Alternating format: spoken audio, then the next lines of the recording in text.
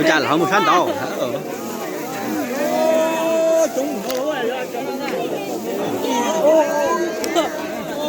赶紧nó tối mà.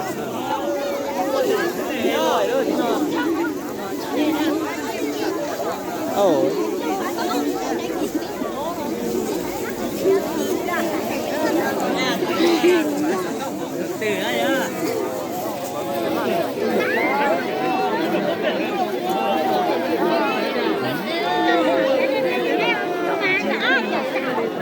Nè, không khổ quá.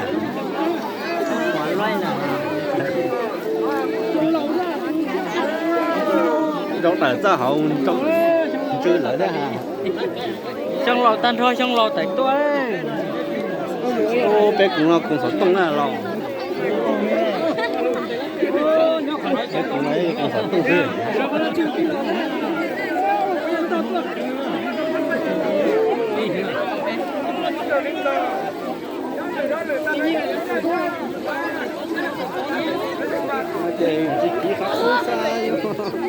Bữa nay giờ tao kiếm đâu được nhiều hả?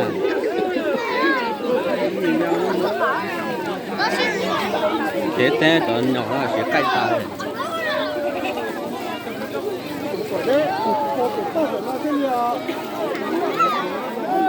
Mình đi ra chữa giờ chắc chắn có thế nào?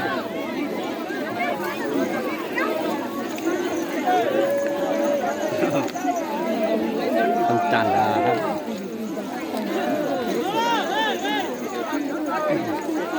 Oh.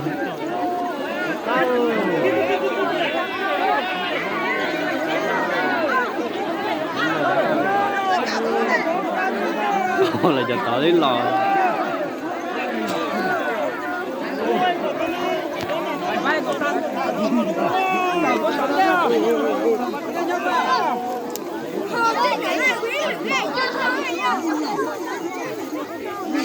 Rồi ở trên trình suy là cây bón giang.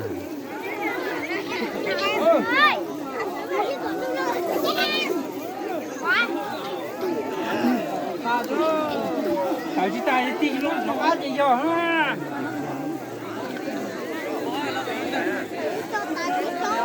Ô, trời ơi.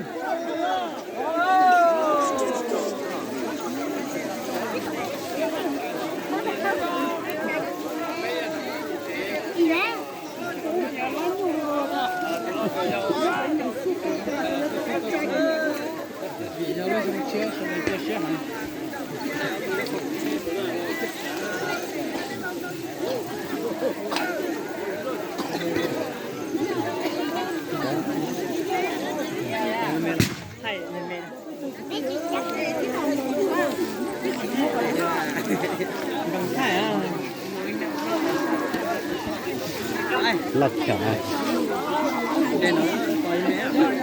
thay cả bỏ nữa nó thật thay chạy chúng ta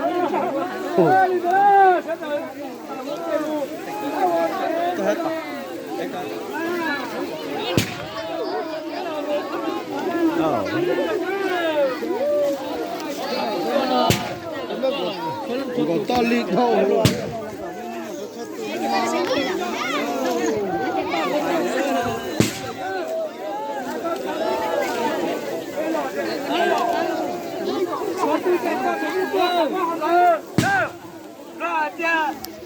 À, kém của con là cái ý cho của gì, ta chỉ biết thông tin này, tôi cho nó gì, có gì không nào, cho nên tôi bỏ tỏ xe, chỉ nó đâu, nhưng chỉ có người bỏ giờ đó, còn nó tiếp có người bỏ dài đó.